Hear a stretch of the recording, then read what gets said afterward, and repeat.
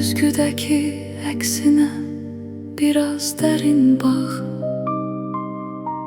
Renklerin arkasında gizlenip biri, zaman ölçüsüyle gelse de uzak.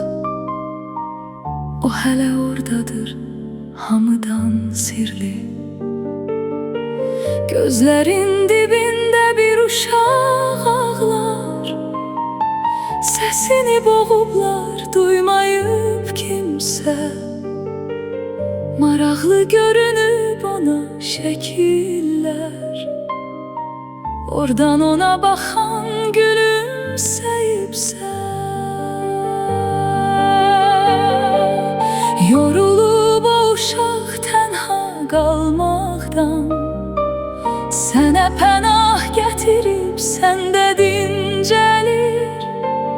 Heç kim eşitməyən o pıçıltıdan ruhuna bir huzur, bir sevgi gəlir.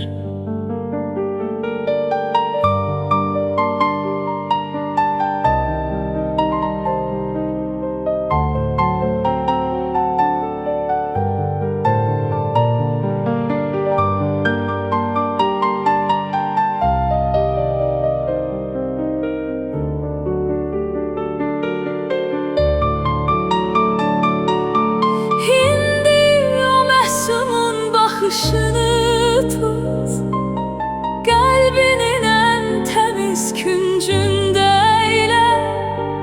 Geçmişin tozunu, derdini unut. Bakıp gözlerine sen söyle belə: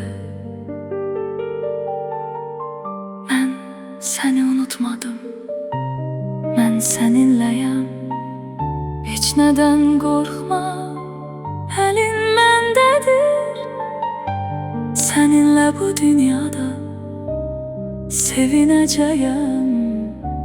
Ruhumuz birdir, o da səndədir.